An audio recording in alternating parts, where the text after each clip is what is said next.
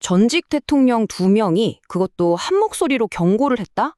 이거 정말 흔치 않은 일이죠. 최근 미국에서 대체 무슨 일이 있었길래 이런 상황까지 온 건지 오늘 한번 자세히 들여다보겠습니다. 자, 우리가 자유를 내줘버린다면 영영 되찾지 못할 수도 있다. 이야, 정말 강력한 경고죠. 바로 이 말로 한번 시작해볼까 하는데요. 도대체 어떤 일이 있었기에 이런 말까지 나왔을까요? 이 모든 사건의 시작은 바로 미니애폴리스였습니다. 2026년 1월, 여기서 벌어진 2건의 비극적인 사건이요. 이게 미국 전체를 뒤흔드는 아주 큰 대립의 시작이 됩니다. 여기서 날짜를 한번 보세요. 1월 7일 그리고 1월 24일 불과 몇 주 차이로 두 사건이 연달아 일어났습니다. 그리고 공통점이 있죠. 두 사건 모두 미국 이민 단속국 요원들이 연루되어 있었다는 점입니다. 그리고 바로 이 지점이 논란의 핵심이 됩니다. 이 두 희생자가 그러니까 르네 굿과 알렉스 프레티가 모두 미국 시민이었다는 거죠. 불법 이민자가 아니었어요.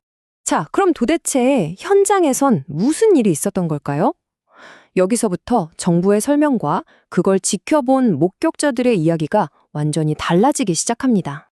보시면 한쪽 그러니까 정부는 요원들의 정당방위였다고 주장합니다. 그런데 목격자들이 찍은 영상은 전혀 다른 이야기를 하고 있다는 거예요. 완전히 상반된 주장이 충돌하고 있는 거죠. 이렇게 공식 발표랑 현장 증언이 너무 다르니까 당연히 대중의 분노가 들끓기 시작했죠. 결국 미니애폴리스를 시작으로 미국 전역에서 행정부의 강경한 이민 정책에 반대하는 평화 시위가 열리게 됩니다. 상황이 이렇게 커지니까 결국 전직 대통령들까지 움직이게 됩니다. 바로 민주당의 버락 오바마와 빌 클린턴인데요.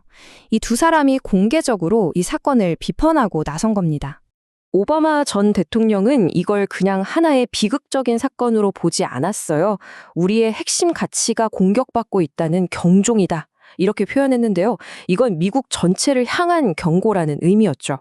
그러면서 연방 요원들이 쓰는 전술이 이건 뭐 주민들을 위협하고 괴롭히고 도발하고 위험에 빠뜨리기 위해 만들어진 것 같다고 아주 강하게 비판했습니다.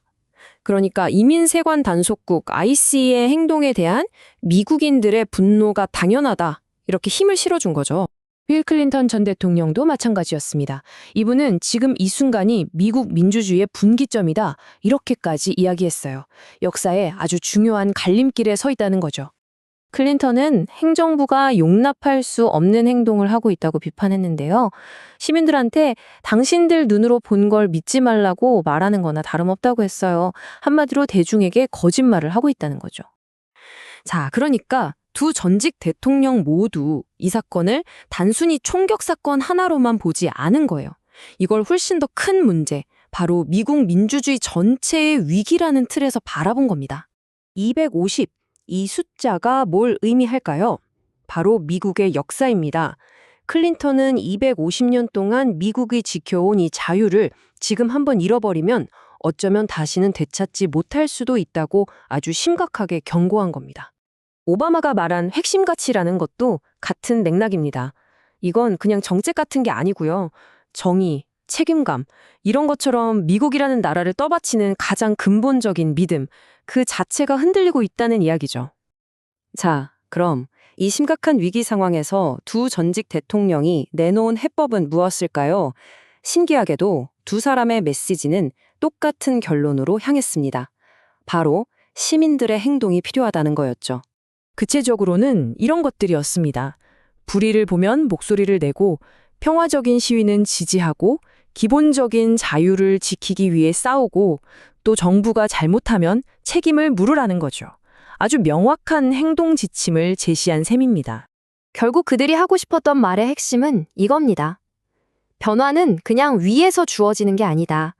궁극적인 책임은 바로 시민 한 사람 한 사람에게 있고 우리 스스로가 그걸 요구해야만 한다는 겁니다. 자, 이 모든 상황이 우리에게 아주 흥미로운 질문 하나를 던집니다. 정치 지도자들이 시민들에게 저항하라고 촉구할 때 과연 시민과 국가 사이의 그 경계는 어디에 있는 걸까요?